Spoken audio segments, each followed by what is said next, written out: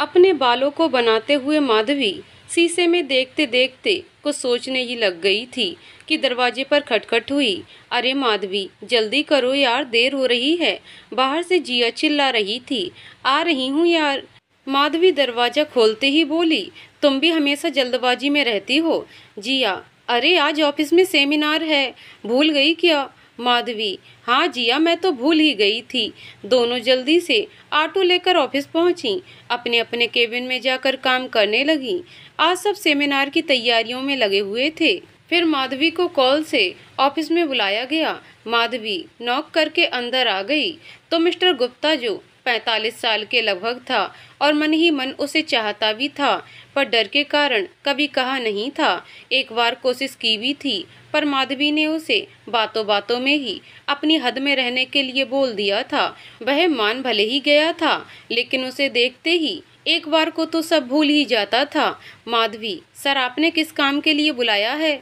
Mister Gupta, हाँ माधवी, मैं ये पूछ रहा था कि सेमिनार की सारी तैयारी हो गई है ना, क्योंकि शहर के बड़े बड़े बिजनेसमैन और बाकी के ऑफिसर्स भी आ रहे हैं। माधवी, जी सर, सब तैयार है, बस कुछ पेपर्स रेडी करने हैं, वही कर रही थी। मिस्टर गुप्ता, हाँ तो वो मैं जानता हूँ कि तुम्हें कुछ बताने की जरूरत ही नहीं पड़ती, सब कर लेती हो। और हाँ, आज तुम्हें घर जाने में देरी हो सकती है, तो थोड़ा एडजस्ट कर लेना। माधवी, जी सर, अगर ज़रूरी काम के कारण देरी हुई तो कर लूँगी। फिर कहा कि सर मैं जाकर अपना काम कर सकती हूँ। मिस्टर गुप्ता, जो कि उसे बोलता देख अपने ही ख्यालों में खो गया था, एकदम सकपका कर कहा कि हाँ हाँ तुम जा सकती हो, 2 घंटे बाद मिलते हैं।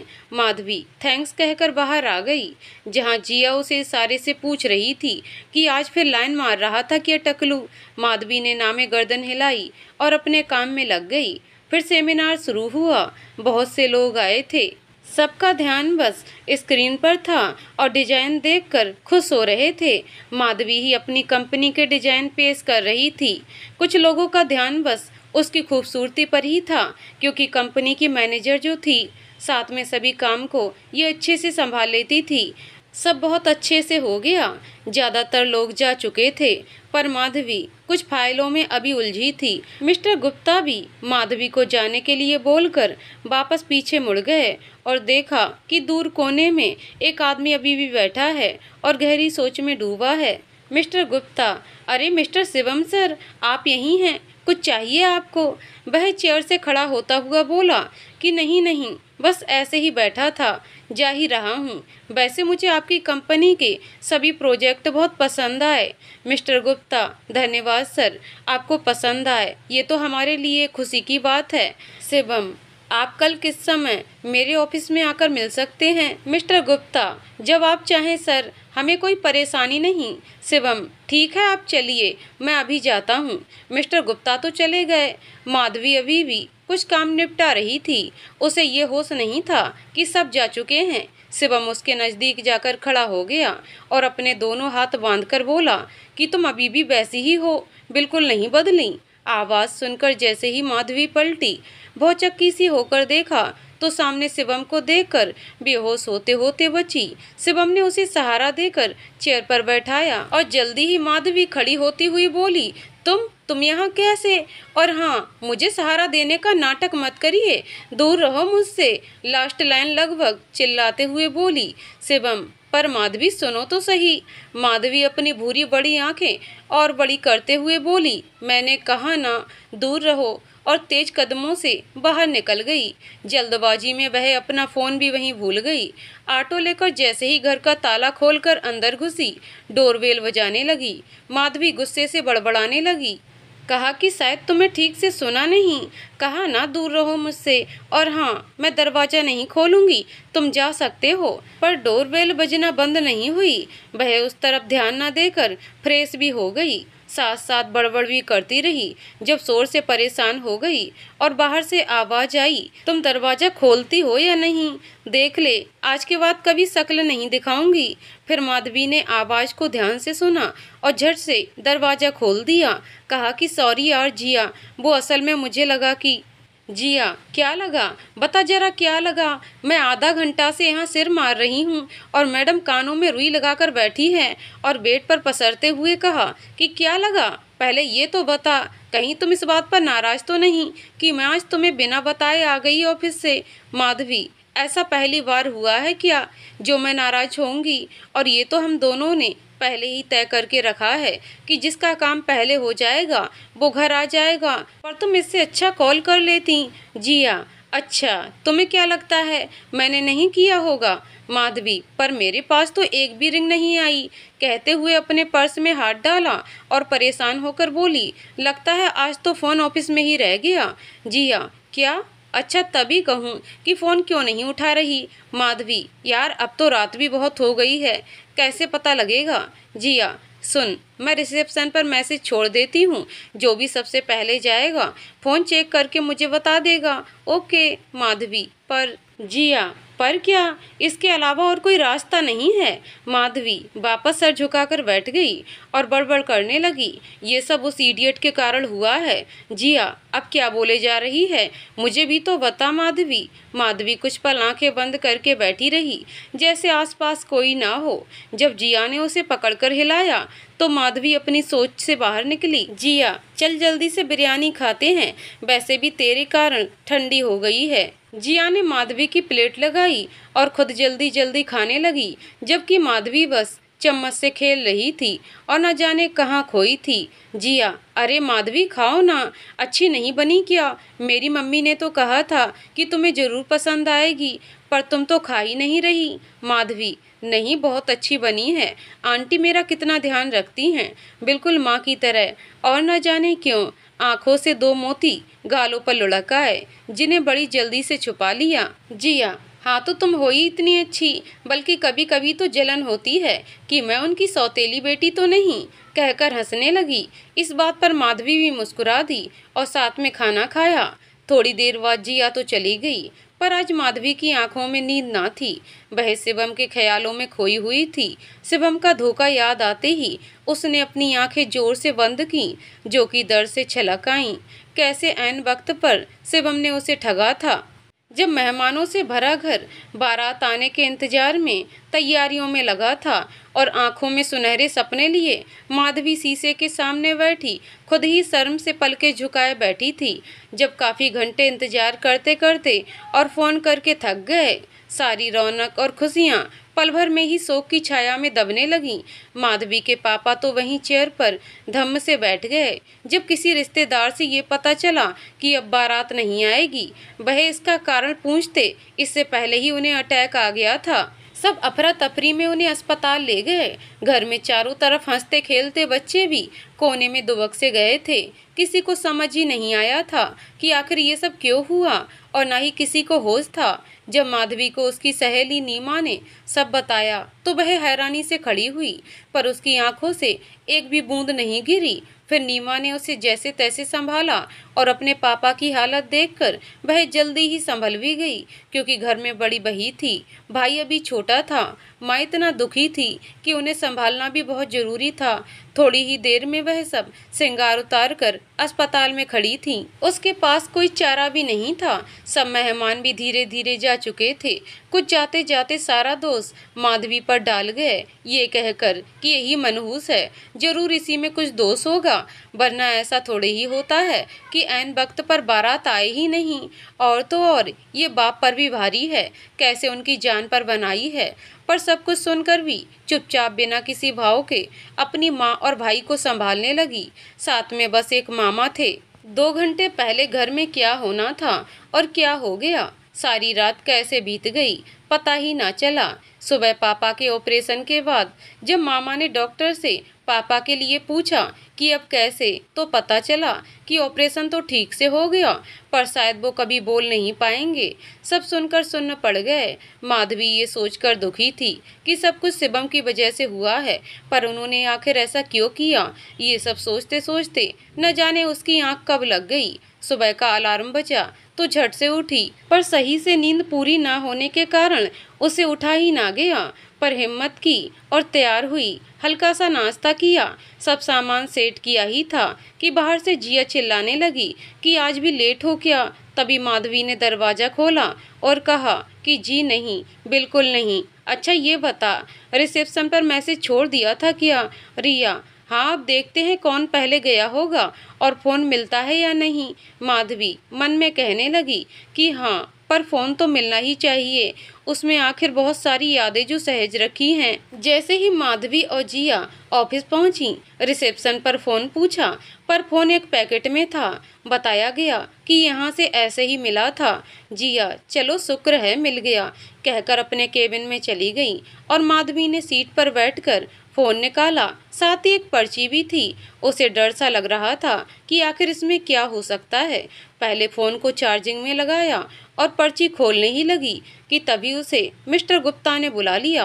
वह उसे अपने पर्स में डालकर सर से मिलने चली गई। जाते ही मिस्टर गुप्ता ने उसे बहुत सारे काम बताए और साथ ही 3 बजे एक ज़रूरी मीटिंग के लिए दूसरी कंपनी के हेड से मिलने के लिए जाना है, ये भी बताया। माधवी: पर सर, मैं अकेले कैसे ये सब करूँगी?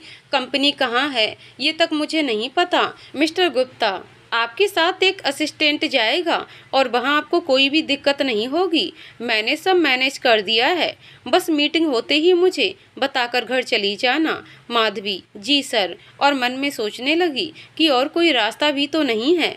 काम करते हुए उसकी नज़रें बार बार घड़ी पर जाती और परेशान सी हो जाती। इससे पहले भी उसने अकेले सब हैंडल किया है, पर आज न जाने क्यों घबराहट हो रही थी। असिस्टेंट नीरज ने कहा कि चलिए माधवी मैम, टाइम हो गया है। माधवी और नीरज जैसे ही वहां पहुंचे, सारा स्टाफ खड़े होकर माधवी को विश करने लगा। पहले तो माधवी ने सोचा कि इन्हें कोई गलतफहमी हुई है, पर जब हर व्यक्ति आगे आकर उसे स्पेशल महसूस कराने लगा, कुछ खास स्टाफ ने तो उसे बुके भी दिए, वह हैरान थी। साथ ही इशारे से नीरज से भी पूछ रही थी कि ये सब क्यों हो रहा है, पर नीरज को भी कुछ पता ना था। जल्दी ही दोनों एक बहुत बड़े केबिन में ले जाकर बिठाया गया। माधवी सभी फाइल्स देखने लगी और नीरज को समझाने लगी। फिर उसने कुछ पेपर्स फोटोकॉपी कराने के लिए नीरज को बाहर भेज दिया। उधर शिवम कैमरे से माधवी को लगातार देखे जा रहा था, जबकि माधवी इस सब से बेखबर थी।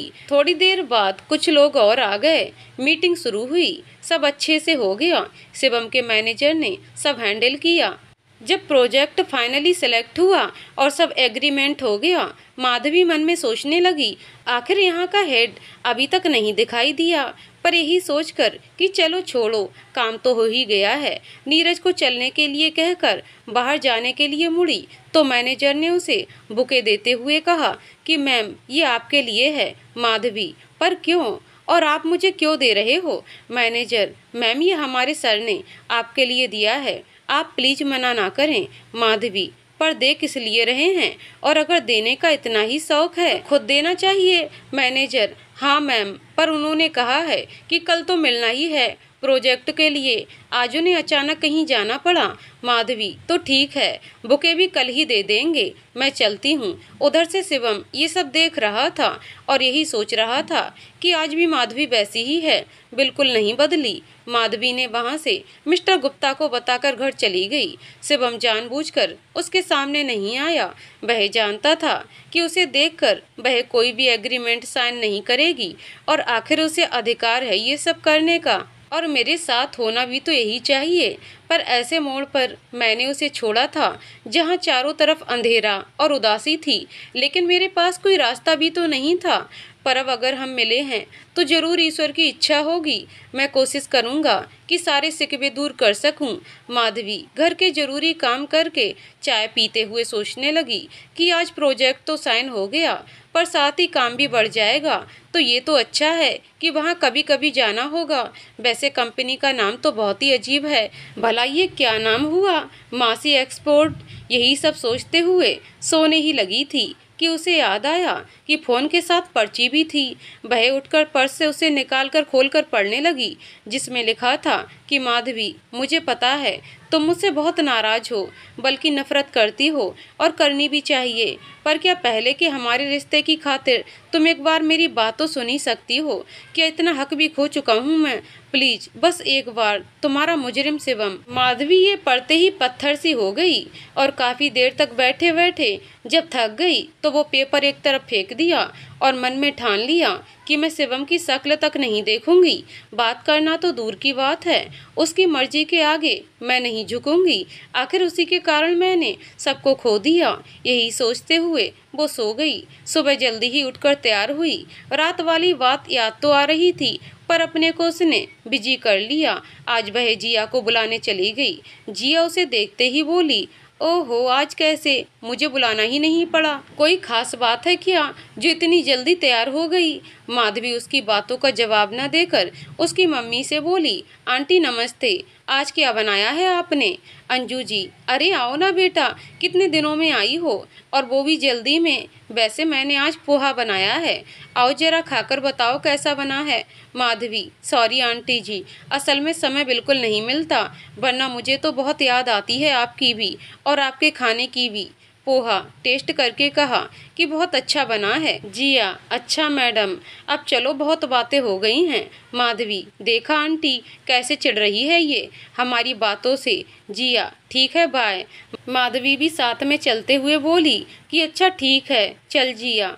जिया ऑटो में बैठते हुए बोली, आज कौन सी परेशानी छुपा रही हो? माधवी, नहीं तो, ऐसा क्यों लगा तुम्हें? जिया, मैं तुझे 3 साल से जानती हूँ।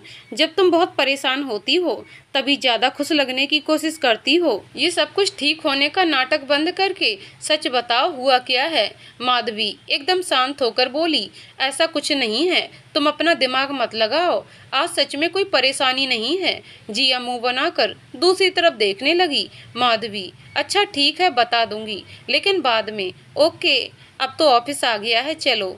फिर दोनों अपने अपने काम में बिजी हो गईं। माधवी ने मिस्टर गुप्ता को पहले दिन की मीटिंग की सारी डिटेल्स बताई। मिस्टर गुप्ता उसके काम से बहुत खुश थे।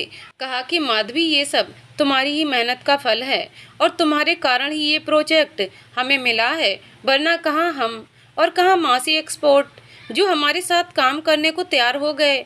माधवी, जी सर, पर ये तो मेरी ड्यूटी थी, मैं तुम्हें 2 असिस्टेंट दे देता हूँ, नीरज और मिस्टर गुप्ता। जिया, दोनों को तुम काम समझा देना और जहाँ मेरी जरूरत हो तो बता देना। ये प्रोजेक्ट हमें 2 महीने में पूरा करना है। 1 घंटे बाद मीटिंग में सब तय कर लेते हैं। Madhavi, okay sir. और बाहर आकर एक लंबी सांस ली, क्योंकि उसे उस कमरे में घुटन सी लगती थी। फिर मीटिंग में जब सब इकट्ठा हुए और मिस्टर गुप्ता शिवम के साथ बातें कर रहे थे, जैसे ही माधवी और बाकी लोग अंदर आए, कमरे में बड़ी लाइट ऑफ कर दी गई और सब अपनी सीट पर बैठ गए। बस सबकी नजरें प्रोजेक्ट पर थीं। मीटिंग के बाद सब बाहर जाने लगे, लेकिन मिस्टर गुप्ता ने माधवी को रोक लिया और तभी सारी लाइट्स भी ऑन हुई। जैसे ही माधवी की नजरें मिस्टर गुप्ता पर पड़ी तो वह शिवम से हाथ मिलाकर कह रहे थे कि सर, अब तो हमारा साथ लंबा है, इसलिए प्लीज लंच किए बिना हम आपको नहीं जाने देंगे। माधवी, सर, क्या हम इनके साथ काम करने वाले हैं? मिस्टर गुप्ता, ये कैसा सवाल है माधवी? ऑफ कोर्स, हम अब साथ हैं और कल तुम इनके ही तो ऑफिस गई थी, सब तुमने ही तो किया है, कहकर हंसने लगे। शिवम, मिस्टर गुप्ता, अगर अभी भी आपको अपना इरादा बदलना है तो सोच लीजिए, मुझे कोई दिक्कत नहीं है। तभी माधवी बीच में बोली कि जी हाँ, पर मुझे दिक्कत है, मैं अब इस काम को नहीं कर सकती। मिस्टर गुप्ता, पर अब शिवम, माधवी जी, क्या मैं कारण जान सकता हूँ? माधवी की पलकें थोड़ा गीली हो गईं, फिर कंट्रोल करके कहा कि मैं इस वक्त अपने बॉस से बात कर रही हूँ। मिस्टर गुप्ता, ये तुम कैसे बात कर रही हो? ये मत भूलो कि इस वक्त ये हमारे पार्टनर हैं और तुम एक एम्प्लॉई। माधवी को गुस्सा तो बहुत आया, पर उसके पास अभी और कोई चारा नहीं था सिवाय सॉरी बोलने के। सॉरी बोलकर वह जैसे ही जाने लगी तो मिस्टर गुप्ता ने शिवम को कहा कि सॉरी सर, आगे से आपको हमारी ओर से कोई परेशानी नहीं होगी। शिवम, कोई बात नहीं, आप अगर कहें तो मैं माधवी जी से थोड़ी देर इस बारे में बात करना चाहता हूँ, और आपको भी अपने स्टाफ से तमीज से बात करनी चाहिए, आखिर वो दिन रात आपके लिए काम करते हैं। मिस्टर गुप्ता, पर सर शिवम, परवर कुछ नहीं, आपको लेडीज से इस तरह बात बिल्कुल नहीं करनी चाहिए। आज उनकी मेहनत के कारण ही प्रोजेक्ट साइन हुआ है। फिर मिस्टर गुप्ता ने माधवी को रोका और कहा कि मिस्टर शिवम तुमसे बात करना चाहते हैं, कहकर इशारे से ये समझाते हुए कि तुम्हारी तरफ से कोई गड़बड़ नहीं होनी चाहिए, बाहर चले गए। शिवम ने माधवी को कहा कि माधवी पहले बैठ जाओ। माधवी, आप बोलिए, मैं सुन रही हूँ, और थोड़ा दूर हटकर खड़ी हो गई। शिवम उसकी तरफ जाने लगा तो माधवी ने कहा कि देखिए, जो भी बात करनी है वो बस ऑफिस के काम के बारे में ही होनी चाहिए, इसके अलावा कोई बात मैं नहीं सुनूंगी, ऐसी उम्मीद मत करना। शिवम, अच्छा ठीक है, तो ये बताओ कि तुम्हें काम से दिक्कत है या मेरे साथ काम करने से? माधवी, मुझे नहीं लगता कि आपको इसका जवाब नहीं पता। शिवम, पर अब तो एग्रीमेंट बन चुका है, शायद तुमने पढ़ा नहीं। उसमें लिखा है कि अगर तुम ये प्रोजेक्ट बीच में छोड़ती हो तो तुम्हारी कंपनी को लाखों का हर्जाना देना होगा, और ऐसा मिस्टर गुप्ता शायद होने नहीं देंगे, या फिर तुम्हें इस कंपनी को छोड़कर मेरी कंपनी ज्वाइन करनी होगी। माधवी, अगर मेरी जगह इस काम को कोई और कर ले तब तो हर्जाना नहीं देना होगा और ना ही मुझे आपके साथ काम करना होगा। शिवम, लेकिन एग्रीमेंट पर साइन बस तुम्हारे हैं, तो कोई और तुम्हारी जगह काम नहीं कर सकता, ये लिखा हुआ है, तुम दोबारा पढ़ सकती हो। माधवी, आपको ये बात पहले बतानी चाहिए थी, पर जब धोखा देने की आदत पड़ जाए तो बताएंगे भी क्यों। सब सुनकर भी चुप रहा। फिर शिवम ने कहा कि वैसे तुमने ही दूसरी बात करने के लिए मना किया था। ठीक है, अब मैं चलता हूँ, फैसला तुम्हारे हाथ में है।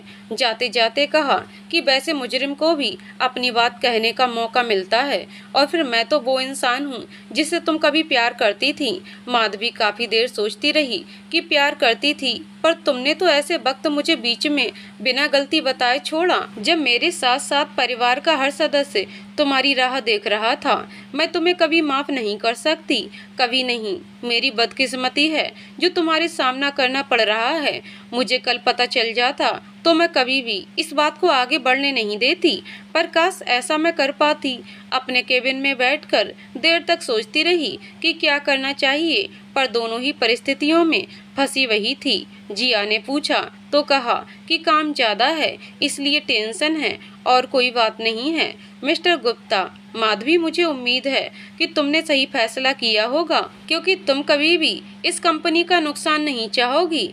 मैं सही कह रहा हूँ ना? माधवी, जी सर, सही सोचा आपने। मैं भला आपका और आपकी कंपनी का बुरा क्यों चाहने लगी? कल से काम शुरू हो जाएगा, आप चिंता ना करें। और मन में सोचा कि वैसे भी 2 महीने की बात है, फिर तो उसे छुटकारा मिल ही जाएगा। माधवी की परेशानियां कभी खत्म नहीं होंगी, यही सोचते हुए वह न जाने कब सो गई। उधर शिवम भी अपने कमरे में चहलकदमी करता करता थक गया तो एक पैग लेकर चेयर पर बैठ गया और घूट घूट पीने लगा। वह बस और माधवी के बारे में ही सोच रहा था कि उसकी आखिर गलती भी तो कुछ नहीं है, सारी गलती हालात की है जो उस वक्त हो गए थे। सब धूमधाम से बारात के लिए तैयार हो रहे थे। मेरी आंखों के सामने बस मेरी माधवी थी। हम दोनों ने कितने जतन से अपने घर वालों को इस शादी के लिए मनाया था। माधवी ने तो अपनी जान तक देने की धमकी दी थी। फिर शायद किस्मत मेरी ही खराब थी जो हम मिल नहीं पाए। अगर ऐन वक्त पर एक्सीडेंट न हुआ होता और सब खत्म हो गया, पर अब किस्मत में मिलना है तभी हम एक दूसरे के सामने आए हैं, वरना कोशिश तो पहले भी बहुत की थी मैंने। काश माधवी एक बार मेरी बात तो सुन ले।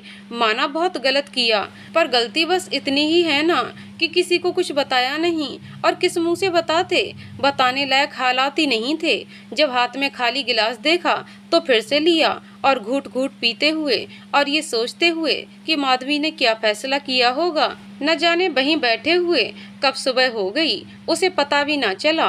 पर यह भी विश्वास था कि अगर वह एक बार पूरी बात सुन ले तो सही फैसला लेने से उसे कोई रोक नहीं सकता।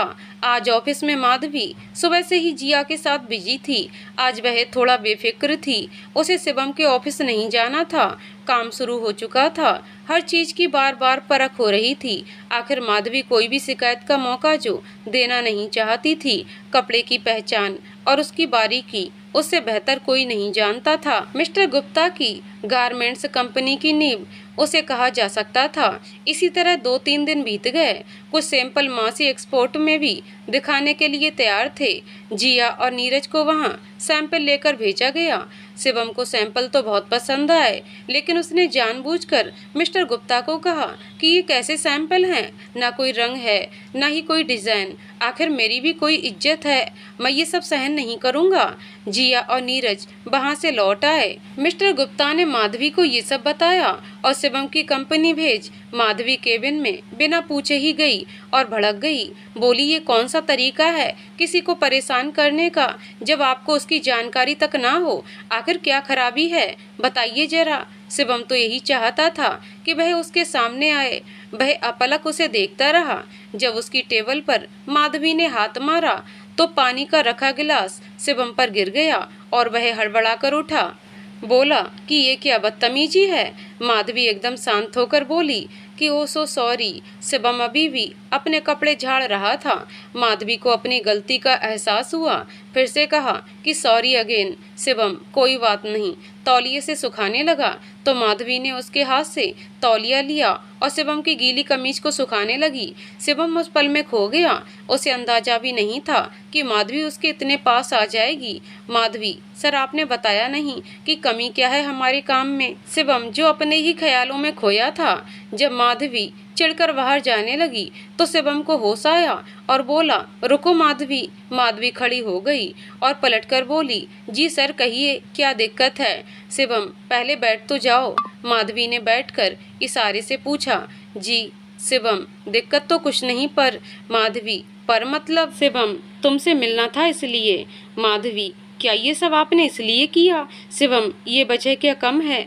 माधवी, देखिए सर, हमारा प्रोजेक्ट बस 2 महीने का है, जिसमें से 4 दिन बीत चुके हैं। और दूसरी बात, मैं आपसे केवल काम के सिलसिले में ही बात करना चाहती हूँ। इसके अलावा आप कुछ ना ही सोचें तो अच्छा होगा। शिवम, क्या तुम एक बार भी मुझे सफाई देने का मौका नहीं दोगी। माधवी, जरूर देती, पर अब बहुत देर हो चुकी है और कोई फायदा भी नहीं। जो अच्छा यही होगा तो आप भी बस काम से काम रखें। शिवम, मेरी एक शर्त है। माधवी, मैं आपकी कोई भी शर्त मानने के लिए मजबूर नहीं हूँ। शिवम, पर अपनी कंपनी के लिए ये तुम्हें करना होगा और शर्त ये है, जब भी कोई मीटिंग होगी या कुछ भी पूछना या बताना होगा तो तुम ही करोगी, नहीं तो मैं डील कैंसिल कर दूंगा। माधवी, ये सब एग्रीमेंट में नहीं लिखा है और डील कैंसिल करने की बार बार धमकी देने की कोई जरूरत नहीं है। ये प्रोजेक्ट आपने ही ऑफर किया था। शिवम, यार तुम समझती क्यों नहीं। मैं ये सब तुम्हारे पास रहने के लिए ही कर रहा हूँ। जानबूझकर अनजान क्यों बन रही हो। अनजान मैं नहीं, आप बन रहे हैं मिस्टर शिवम। आपको पता है कि मैं आपसे नफरत करती हूँ, फिर भी आपने ये सब किया, और वो भी छुपकर। अगर आप उसी दिन सामने आ जाते तो मैं ये एग्रीमेंट कभी साइन ना करती, समझे।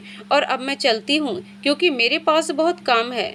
माधवी ने दरवाजा बंद करते हुए कहा, जबकि शिवम उदास और परेशान सा उसे जाता हुआ देखता रहा। सोचने लगा कि आखिर मैं इससे कैसे बात कर पाऊंगा। ये तो 5 मिनट भी रुकने को तैयार नहीं है।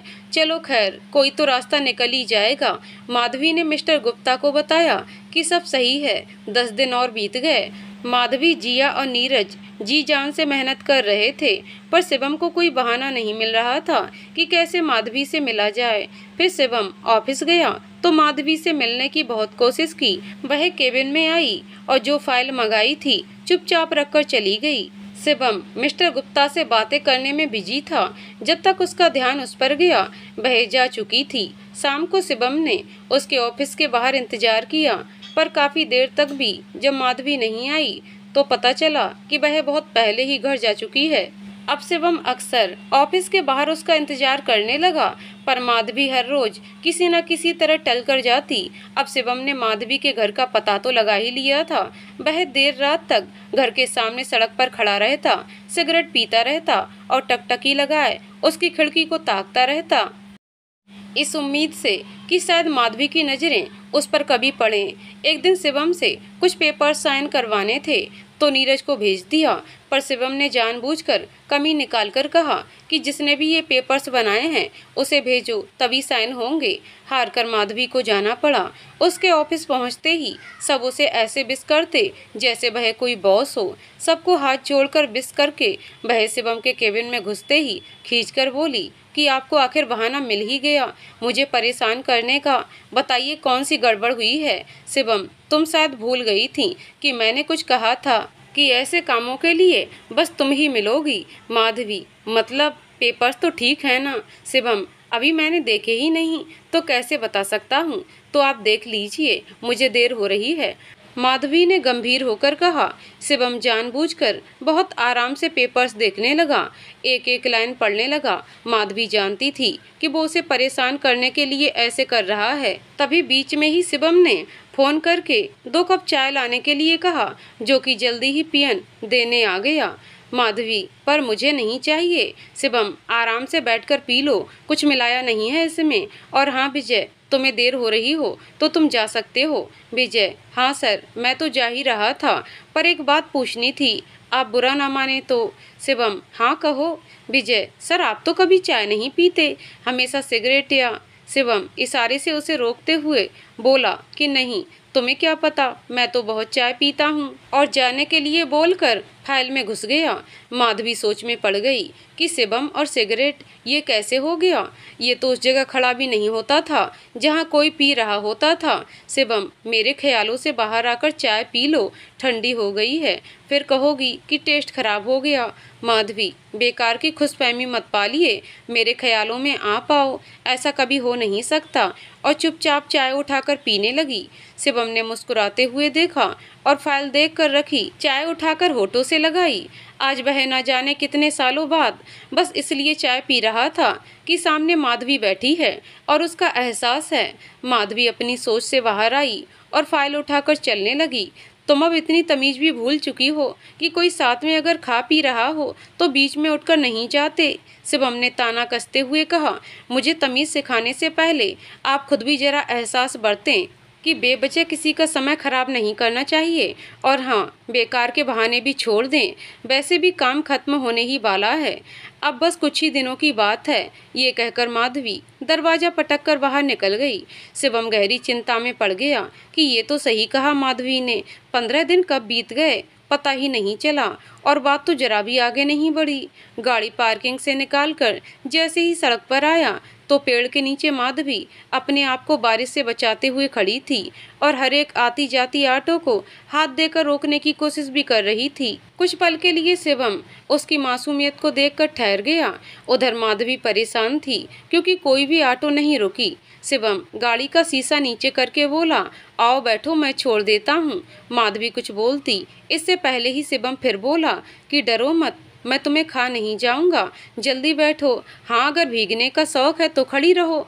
माधवी के पास कोई चारा नहीं था, वह चुपचाप बैठ गई, पर भीगने के कारण उसकी छींकें आने लगीं। शिवम ने उसे टॉवल देते हुए कहा कि लो पोंछ लो, पर माधवी खिड़की से बाहर देखने लगी और रुमाल से ही कपड़े पोंछने लगी। शिवम ने एक बार और कहा, पर माधवी को जैसे सुना ही नहीं। शिवम ने उसकी बाजू पकड़ी और अपनी ओर करके बाल सुखाने लगा, फिर चेहरे को भी साफ किया।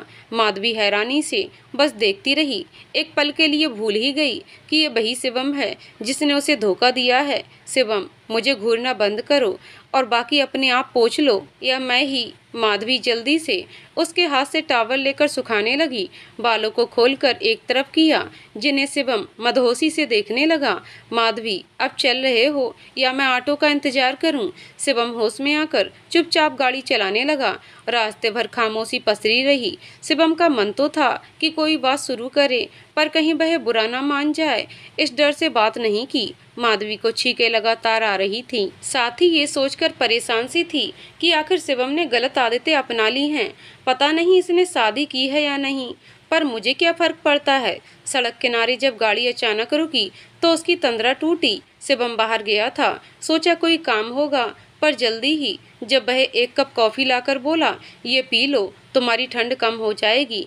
माधवी कॉफ़ी लेकर बोली, पर इसकी कोई जरूरत नहीं थी, मैं घर जाकर पी लेती। शिवम, हाँ मुझे पता है, पर जरूरत तो अभी है ना, माधवी ने हिम्मत करके कहा। और आपकी? शिवम, मैं नहीं पीता चाय कॉफ़ी। मैं तो रुक कर कहा कि आज ऑफिस में बहुत टाइम बाद पी थी। माधवी, थैंक्स कॉफ़ी के लिए। थोड़ी देर बाद शिवम ने गाड़ी चलाना शुरू किया। माधवी अपने घर का रास्ता बताने लगी तो शिवम ने बीच में ही कहा कि मुझे मालूम है। माधवी मन में सोचने लगी, कमाल है, आज इतने अरसे के बाद दोनों साथ में थे। रह रहकर दोनों की ही आंखों के सामने वो दिन थे जब दोनों गाड़ी में साथ होते थे और माधवी डरती रहती थी कि कहीं कोई और ना देख ले, क्योंकि वह तो साधारण से घर की लड़की थी।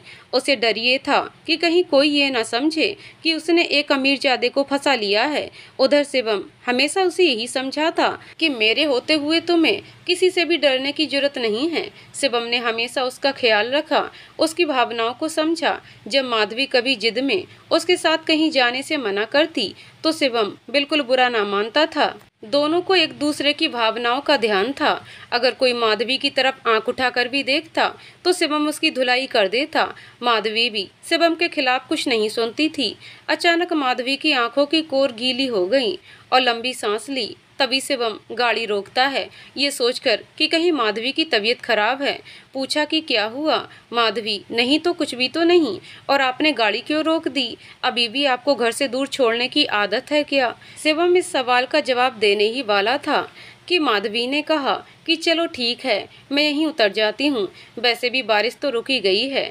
तभी शिवम बोला, तुम अपनी अकड़ थोड़ी कम तो करो यार, ऐसे बात कर रही हो जैसे हम अनजान हैं।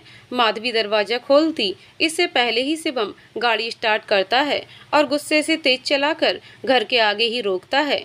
माधवी ने बाहर जाकर कहा, थैंक्स। शिवम, क्या तुम सच में थोड़ी देर भी मेरी बात नहीं सुनोगी? माधवी बिना कोई जवाब दिए चलने लगी। शिवम, मैं कल शाम 7 बजे तुम्हारे अपने ऑफिस के टेरेस पर इंतजार करूंगा, वरना आगे जो भी होगा उसकी जिम्मेदार तुम होगी। माधवी ने सुन तो लिया पर पलटकर नहीं देखा। शिवम काफी देर तक वहीं खड़ा सिगरेट सुलगाता रहा, जो कि अब उसकी दिनचर्या बन चुकी थी। जबकि माधवी अपने कमरे में जाकर कपड़े चेंज करके लेट गई, फोन भी साइलेंट कर दिया। अतीत के पलों में खोकर कब सो गई उसे पता न चला। उधर शिवम घंटों उसकी खिड़की की लाइट बंद होने का इंतजार करता रहा, जबकि माधवी आज बिना लाइट बंद किए ही सो गई थी। शिवम 2-3 घंटे ऐसे ही खिड़की को ताकता रहा, पर माधवी तो सो चुकी थी। बीच में पूरे शरीर में दर्द भी हो रहा था, सर्दी जो लग गई थी। शिवम घर लौट गया तो श्याम काका ने खाना लगाने के लिए पूछा, पर शिवम चुपचाप अपने कमरे में जाकर लेट गया और अगले दिन क्या होगा यही सोचता रहा कि वह आएगी या नहीं। दूसरे कमरे में श्याम काका की पत्नी मेहर गौरी के पास सो रही थी, जो आज पता नहीं क्यों बार बार उठकर रो रही थी, क्योंकि उसे शिवम के पास सोने की आदत थी। जब भी वह उससे दूर होती तो रात भर परेशान करती। मेहर, आप कहें तो गौरी को इसके पापा के पास सुला दें, वरना ये बार बार जागती रहेगी।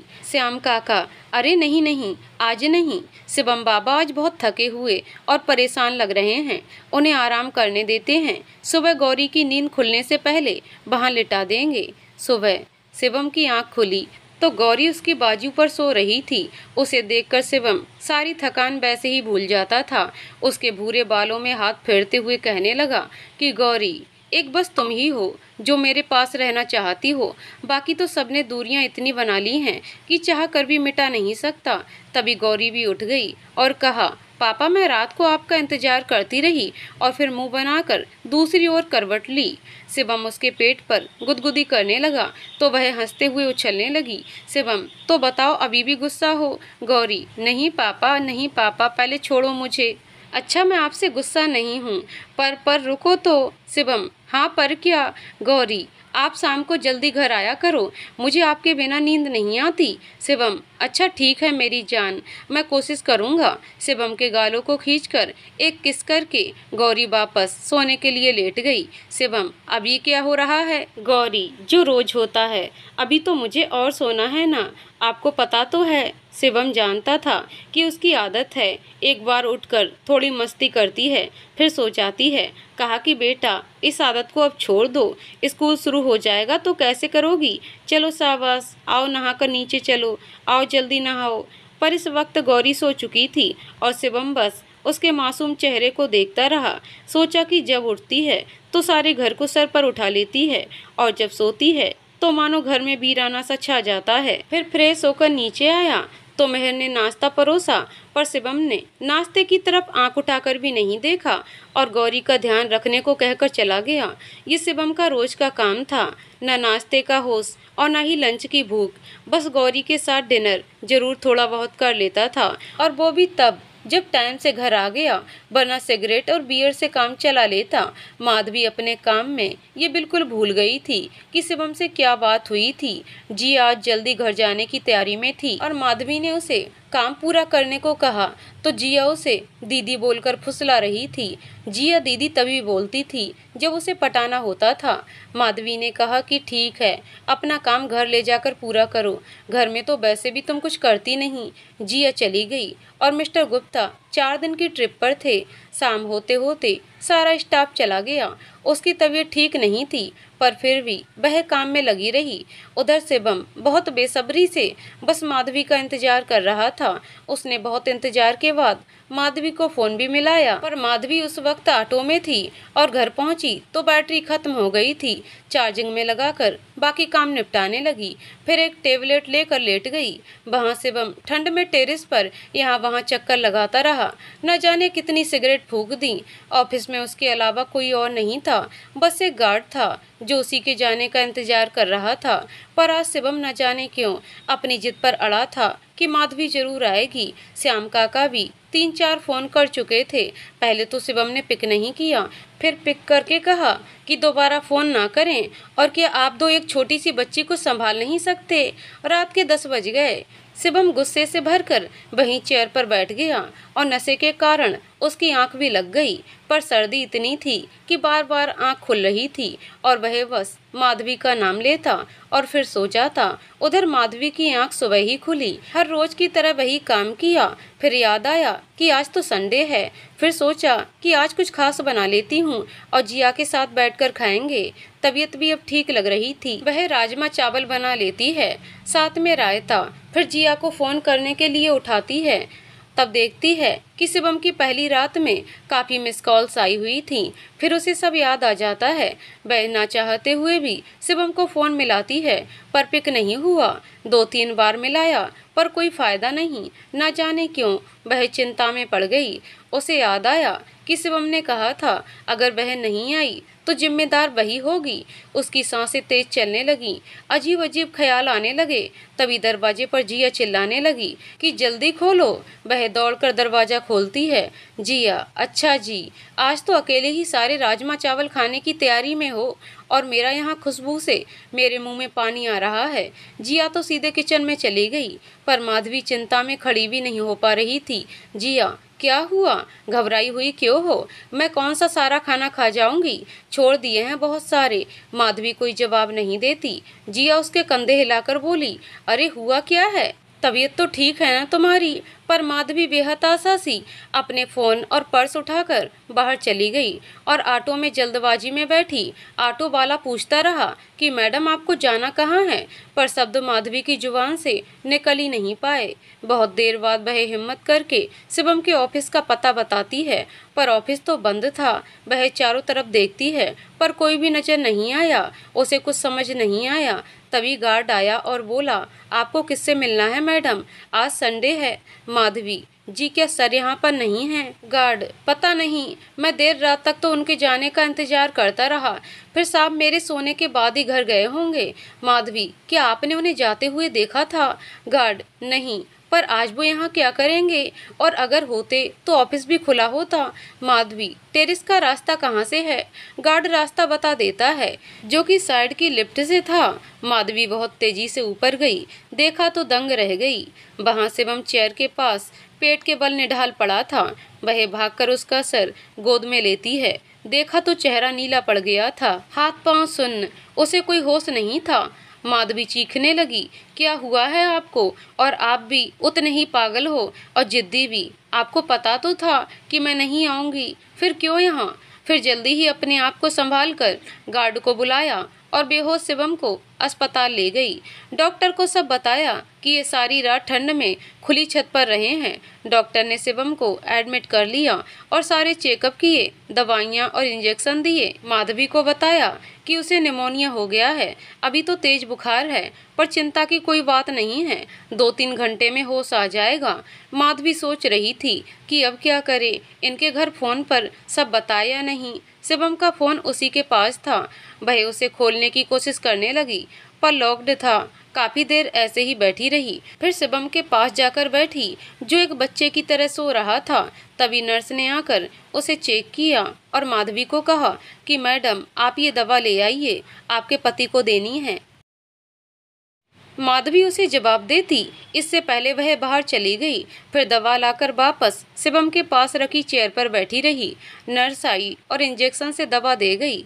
कहा कि जैसे ही इन्हें होश आए आप हमें बता देना। न जाने क्यों माधवी उसके गर्म हाथ को पकड़कर बैठी और सोचने लगी कि शिवम, तुमने मेरा हाथ कभी न छोड़ने के लिए वादा किया था, पर तुम वादा पूरा करना तो दूर, उसके बाद कभी हाल तक नहीं जाना। ऐसा कौन सा गुनाह किया था मैंने? आखिर बस एक ही तो गलती की थी कि तुमसे प्यार किया था, और तुम भी तो यही कहते थे। फिर अपनी आंखों के आंसू को रोकने लगी तो शिवम को खांसी हो गई। माधवी ने शिवम के माथे पर हाथ फेरा, फिर छाती को थोड़ा सहलाया, पर खांसी रुकी नहीं तो मुश्किल से उसे सहारे से उठाकर पास बैठकर पीठ सहलाने लगी। खांसी तो रुक गई, पर शिवम अचानक उसी की गोद में लुढ़क गया। माधवी उसे हटा ही नहीं पाई और उसकी मासूमियत के साथ साथ पीले पड़े चेहरे को देखने लगी। कितना चमक होती थी शिवम के चेहरे पर, और इतने मुलायम बाल होते थे, पर अब देखो क्या हाल बनाकर रखा है। शायद पत्नी बिल्कुल ध्यान नहीं रखती। यही सोचते हुए माधवी आंखें बंद करके बैठ गई। एक हाथ में उसने शिवम का हाथ कसकर पकड़ा था, दूसरा हाथ उसकी कमर पर। कुछ पल बाद अतीत में खोकर उसकी आंख लग गई। तभी शिवम की आंख खुली और वह हैरानी के साथ साथ खुशी से पागल हुआ जा रहा था कि इस वक्त वह माधवी की गोद में है। उसे यकीन ही नहीं हो रहा था कि माधवी यहाँ है और वो भी इतना पास। तभी उसे एहसास हुआ कि माधवी की आंख खुलने वाली है। वह फिर से आंखें बंद कर लेता है और माधवी उसे बहुत मुश्किल से बिस्तर पर लेटा देती है और बड़बड़ करती है कि मैं भी ना बिल्कुल पागल हूँ जो यहाँ इसके लिए बैठी हूँ। इसके घर से अगर फ़ोन हो जाता या उनका ही फ़ोन आ जाता तो मैं घर चली जाऊँ। तभी डॉक्टर आए और शिवम को चेक किया, देखा अब वह पहले से बेहतर है। तभी शिवम भी आंख खोल लेता है और डॉक्टर ने कहा कि और बताइए शिवम सर, अब कैसे हैं आप? शिवम, जी अब तो कुछ ठीक लग रहा है, पर मुझे हुआ क्या था? डॉक्टर, शिवम सर, आप नशे के कारण, ठंड में पूरी रात रहने के कारण बेहोश हो गए थे। ये तो अच्छा हुआ कि आपकी पत्नी आपको सही वक्त पर ले आई, वरना आपको अटैक भी आ सकता था। शिवम ये सुनकर ही खुश था। उसे ऐसा लग रहा था तबीयत बिल्कुल ठीक है, कुछ भी तो नहीं हुआ उसे। और माधवी को देखकर आंखों ही आंखों में शरारत से मुस्कुराने लगा। डॉक्टर, शिवम सर, आप बुरा ना माने तो मेरी एक बात मान लो, आप पीना छोड़ नहीं सकते, कम से कम थोड़ा कम तो कर ही सकते हो। आखिर आपकी अभी उम्र ही क्या है? फिर माधवी की तरफ देखकर कहा कि माधवी जी, आप इन्हें रोकती क्यों नहीं? माधवी, सर असल में मैं इनकी। उसकी बात को बीच में ही काट कर शिवम ने कहा, सॉरी सर, मैं आगे से ध्यान रखूंगा, और इनमें इनकी कोई गलती नहीं है। ये अपने मायके गई हुई थी, अभी लौटी हैं, गलती मेरी ही है, मैं ही इसकी बात नहीं सुनता। माधवी फिर से ये बताना चाहती थी कि मैं इनकी पत्नी नहीं हूँ, पर शिवम ने उसे बोलने का मौका नहीं दिया। डॉक्टर, अभी आपको कम से कम 4 दिन बेड से हिलना नहीं है, और आप माधवी जी इनकी सारी दवाओं का प्लीज ध्यान रखिएगा, और जैसे ही बुखार हो दवा देनी है। ये कहकर डॉक्टर तो चला गया। माधवी पीठ मोड़कर खड़ी हो गई। शिवम, थैंक्स माधवी, मुझे यहाँ लाने के लिए और मेरी देखभाल करने के लिए। माधवी, अब आप ठीक हैं और शाम तक छुट्टी मिल जाएगी, आप घर पर आराम करना, मैं चलती हूँ। शिवम, ऐसे तो बीच में छोड़कर मत जाओ। माधवी ने उसे ऐसी जलती हुई और गुस्से से भरी आंखों से देखा कि शिवम कुछ बोल ना पाया। वह चलने लगी। फिर उसे ख्याल आया कि अभी तो ये अकेले हैं, अगर कोई जरूरत हुई तो। फिर शिवम को उसका फ़ोन देते हुए कहा कि लीजिए ये आपका फ़ोन, और घर पर बता दीजिए कि कोई यहाँ आ जाएगा तो मैं भी चली जाऊंगी। शिवम, व्यंग वाली हंसी हंसकर कुछ बोलने ही वाला था, तभी उसके फोन पर रिंग हुई और फोन उठाया। उधर से गौरी बोल रही थी, पापा आप आए क्यों नहीं? मैं रात को भी इंतजार करती रही और सुबह से भी आपकी राह देख रही हूँ। शिवम, हाँ बेटा, मैं कल शाम से बाहर गया हूँ और रात तक आ रहा हूँ। गौरी, पर पापा आज आप मुझे घुमाने लेने जाने वाले थे। शिवम, हाँ सॉरी बेटा, जैसे ही समय मिलता है जरूर चलेंगे, वादा करता हूँ। तभी शिवम को खांसी हुई और माधवी ने फोन रखने को कहा। शिवम फोन तो रख देता है पर खांसी नहीं रुकी। माधवी उसकी छाती सहलाने लगी और थोड़ा सा पानी पिलाया तो खांसी रुक गई। शिवम उसकी आंखों के झरोकों में खोसा गया, फिर कहा कि थैंक्स माधवी, आपको पीना अगर नहीं सुहाता तो छोड़ क्यों नहीं देते? शिवम, सब कुछ छूट तो चुका है, अगर ये भी छोड़ दिया तो जीऊंगा कैसे? माधवी, पर कल रात ये बेवकूफ़ी करने की जरूरत ही क्या थी? आपको पता तो था कि मैं नहीं आऊंगी। शिवम, पर तुम आई तो सही, भले ही थोड़ा देर से आई। माधवी, अगर आपको कुछ हो जाता तो आपके परिवार का क्या होता? और आपने अपनी पत्नी को क्यों नहीं बताया? आप उन्हें बुला लें, मुझे भी जाना है। शिवम मुस्कुराने लगा, कहा कि क्यों, अब मैं इतना बोझ लगने लगा हूँ? माधवी, नहीं ऐसी कोई बात नहीं, पर आपके बच्चे आपकी राह देख रहे हैं। और अंदर ही अंदर दुख से भी भर गई। शिवम, हाँ वो तो है, बच्ची जरूर राह देख रही है।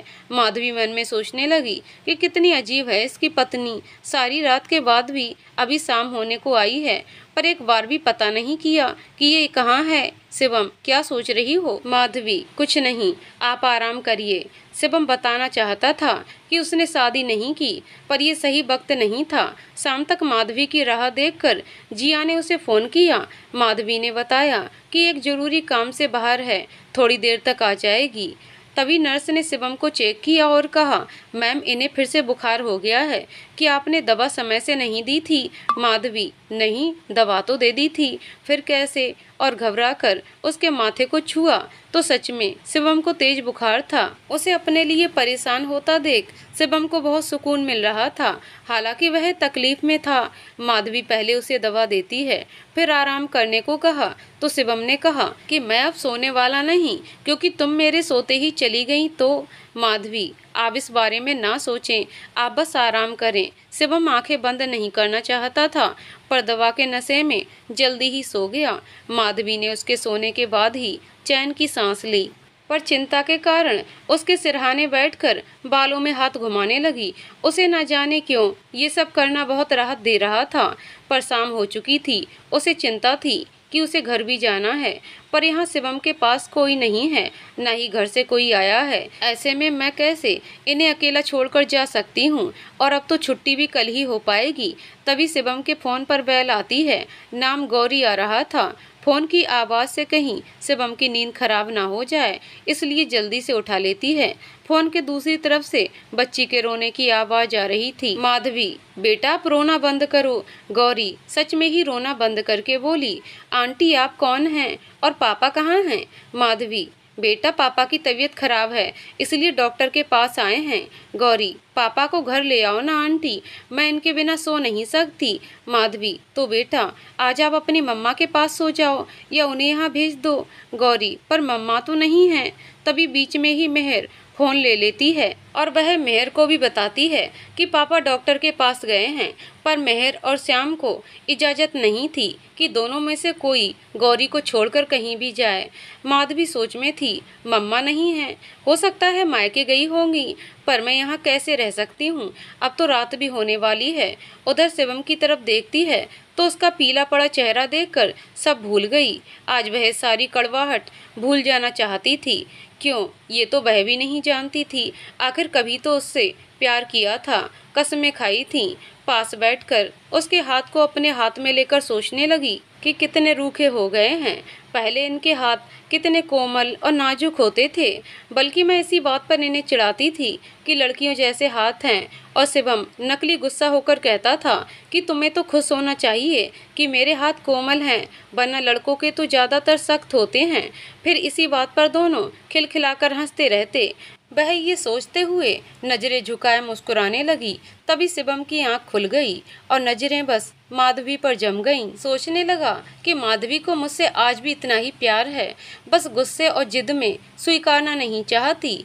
पर तभी माधवी होश में आई और नजरें उठाईं। तब तक शिवम ने आंखें बंद कर लीं, क्योंकि उसका हाथ अभी भी माधवी के हाथों में था और इससे खुशनुमा पल उसके लिए और हो भी क्या सकता था।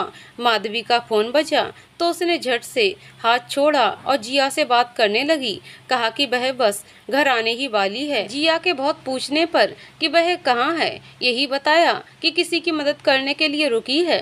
शिवम, सुनो माधवी, अगर तुम घर जाना चाहती हो तो चली जाओ, रात में वैसे भी सोना ही है। हालांकि उसका मन तो नहीं था कि वह जाए, पर देखना चाहता था कि वह जाती है या नहीं। माधवी, हाँ मैं चली जाती हूँ, पर आप उससे पहले आप अपने घर से किसी को बुला लें। शिवम, मेरे घर में ऐसा कोई नहीं है जो आ पाए, और मुंह फेर कर कहा कि तुम जाओ, देर हो रही है। माधवी चुप सी बैठ गई और सोचने लगी कि आखिर इस वक्त उसे अकेला छोड़कर कैसे जाए।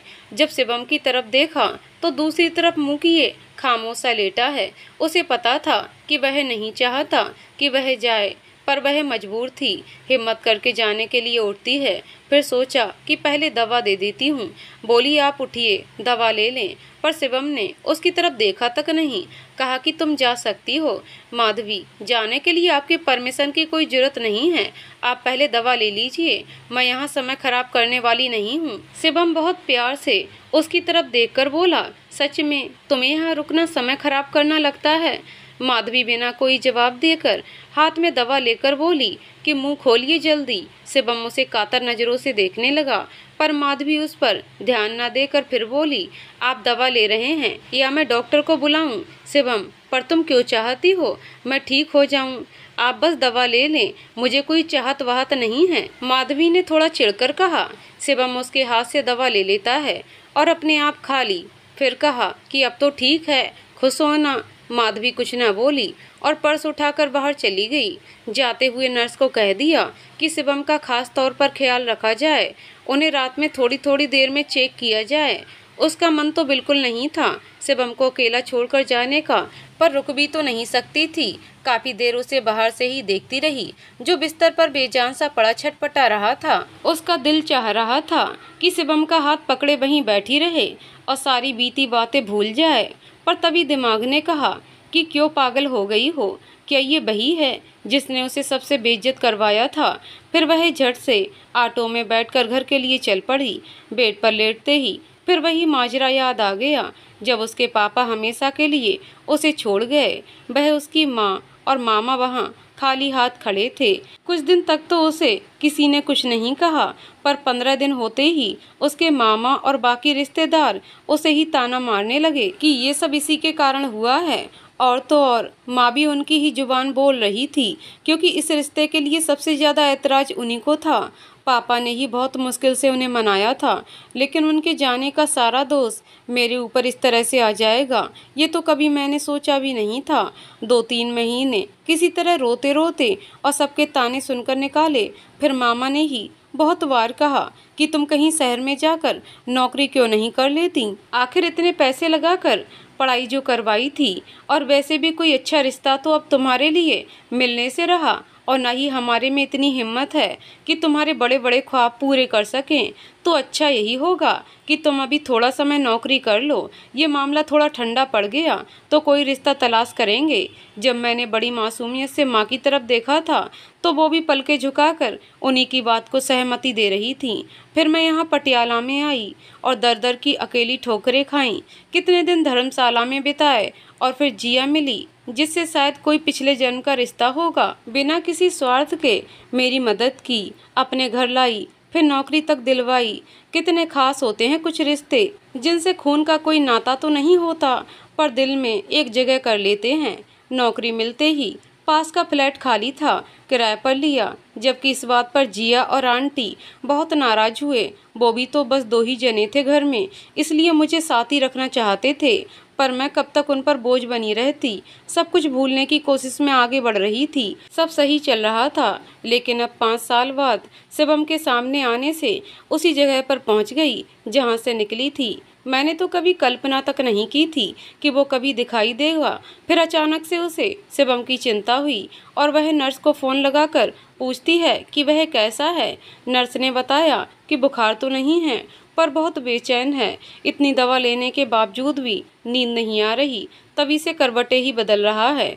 उसका अच्छे से ध्यान रखने को कहे, माधवी ने फ़ोन रख दिया और न जाने कब तक करवटें बदलती रही। सुबह थोड़ी देर से उठी, जल्दबाजी में तैयार होकर जिया के साथ ऑफिस पहुंची। जिया पूरे रास्ते पूछती रही कि वह कल आखिर किसकी मदद कर रही थी, पर माधवी ने उसे टाल दिया।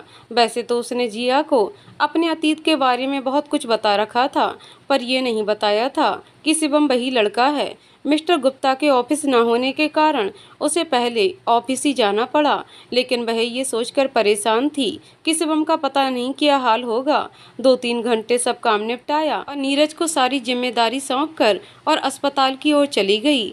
जाकर पता चला कि शिवम जबरदस्ती छुट्टी लेकर घर चला गया है। वह उसके फैसले पर हैरान थी, पर सोचा चलो अच्छा है, वहाँ ख्याल भी हो जाएगा।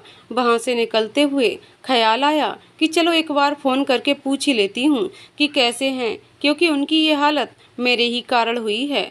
उसने बहुत बार फ़ोन मिलाया, पर शिवम उस वक्त सो रहा था। लास्ट बेल में गौरी ने फ़ोन उठाया और कहा, आप कौन बोल रही हैं? माधवी, बेटा मैं ऑफिस से बात कर रही हूँ। और आप? गौरी, मैं गौरी, पर मेरे पापा अभी सो रहे हैं। माधवी, आपके पापा कैसे हैं? गौरी, वैसे तो ठीक हैं, पर उनका माथा बहुत गर्म है। अभी बाबा इनके लिए चाय लेने गए हैं। माधवी, अच्छा ठीक है बेटा, पर आपकी मम्मा कहाँ गई हैं? गौरी, वो तो नहीं है। माधवी आज भी नहीं समझी कि गौरी के कहने का मतलब क्या है। फिर कहा कि ठीक है, मैं फ़ोन रखती हूँ। गौरी, आंटी आप पापा की दोस्त है ना? माधवी, नहीं नहीं तो। अच्छा आप इनका ध्यान रखना। माधवी बहुत बेचैनी महसूस कर रही थी। उसका मन था कि वह अभी शिवम को देख ले, पर यह हो नहीं पाया और घर जाकर वह शिवम के दिल में कोई उम्मीद नहीं जगाना चाहती थी। वह वापस ऑफिस आकर काम में लग गई। शिवम ने बहुत मुश्किलों से गौरी की जिद पर भी कुछ खाया पिया नहीं, बस चाय ही पी। श्याम काका और मेहर आपस में बात कर रहे थे कि ऐसे सांप कैसे ठीक होंगे, खाली दवा ही तो काम नहीं करती, कुछ तो ध्यान भी रखना होगा। सारी बात गौरी सुन रही थी। वह शिवम का हाथ अपने हाथ में लेकर मायूस सी हो गई। शाम होने वाली थी, फिर उसकी नज़र फ़ोन पर पड़ी और वह माधवी को फ़ोन मिला देती है। उस वक्त माधवी ऑफिस से निकल ही रही थी। शिवम की कॉल देखकर उठाया। गौरी, आंटी आप पापा की दोस्त हो ना? माधवी, क्या हुआ बेटा, आप ऐसा क्यों पूछ रही हो? घर में कुछ हुआ है क्या? गौरी, नहीं नहीं आंटी, हुआ तो कुछ नहीं, पर पापा की तबीयत खराब है और ना किसी के भी कहने से कुछ भी खा पी रहे हैं। आप प्लीज आकर इनसे कहिए ना कि अपना ध्यान रखें। माधवी, पर बेटा मैं कैसे आ सकती हूँ, और आपका घर तो यहाँ से दूर भी बहुत है। तो क्या हुआ आंटी, कार में बैठकर जल्दी से आ जाओ। गौरी ने ये कहकर फ़ोन काट दिया। माधवी उसे मना करना चाहती थी, पर कह नहीं पाई। उसके दिमाग में बस यही चल रहा था कि मेरा वहाँ जाना शिवम की पत्नी को बहुत बुरा लग सकता है। पर जब गौरी की कही बात याद आई कि शिवम कुछ भी नहीं खा पी रहा है, तो अपने आप ही कदम उस ओर बढ़ गए। जब शिवम के घर पहुंची तो मेहर ने पूछा कि वह कौन है, तो माधवी ने बताया कि वह उसी के ऑफिस में काम करती है, कुछ पेपर साइन करवाने थे, इसलिए मिलने आई है। तो मेहर ने कहा कि उसकी तबीयत तो खराब है। माधवी ने कहा, जी मैं देख लेती हूँ कैसे हैं वो, फिर साइन करवा लूँगी। वह उसे कमरे तक छोड़ कर आई। तभी गौरी खुशी से उछली, कहने लगी, आप आ गए आंटी, आप वही हो ना जिससे मैंने फ़ोन पर बात की थी। माधवी गौरी की प्यारी सी सूरत देखकर विभोर हो उठी। कहा कि हाँ बेटा। गौरी उसका हाथ पकड़कर बेड तक ले गई और बैठने को कहा और गले लगकर बोली कि थैंक्स आंटी, आप आ गईं। देखो ना पापा कैसे हो गए हैं, जब से आए हैं मेरे से भी बात तक नहीं की और न ही कहना माना, वरना ऐसा तो कभी भी नहीं होता। फिर सर पर हाथ मारकर बोली, बताओ मैं क्या करूं। उसकी भोली सी अदा पर माधवी मुस्कुराए बिना ना रह सकी और कहा कि आप चिंता मत करो बेटा, इन्हें बस कमजोरी है, ये कल तक ठीक हो जाएंगे। गौरी, अच्छा तो आप इन्हें ठीक किए बिना यहाँ से मत जाना, ओके। और आलती पालती मारकर अपने हाथों पर चेहरे को रखकर बैठ गई। माधवी ने जब शिवम को देखा तो और भी दुखी हो गई, क्योंकि वह पहले दिन से भी ज्यादा कमजोर और बोझिल सा लग रहा था। इस वक्त गहरी नींद में था। फिर मेहर माधवी के लिए चाय, गौरी और शिवम के लिए दूध ले आई, लेकिन शिवम को सोता देखकर उसका दूध वापस ले जाने लगी। तो माधवी ने कहा कि आप दूध मुझे दे जाइए, मैं कोशिश करके देखती हूँ। मेहर ने ऐसा ही किया। गौरी ने कहा कि आंटी पहले आप चाय तो पी लें। माधवी ने जैसे ही एक घूंट पी, शिवम की आंख खुल गई और सामने माधवी को देखकर अपनी आंखें 2-3 बार मसलकर देखने लगा। उसे यकीन ही नहीं हो रहा था। माधवी, कैसे हैं आप? शिवम ने मुंह फेर लिया, ये सोचकर कि ये कल की तरह फिर से चली जाएगी। आगे की कहानी अगले वीडियो में। तो दोस्तों, आपको कहानी कैसी लगी कमेंट करके जरूर बताइएगा। कहानी पसंद आई हो तो वीडियो को लाइक शेयर करें और चैनल को सब्सक्राइब करें। कहानी को पूरा सुनने के लिए बहुत बहुत धन्यवाद दोस्तों।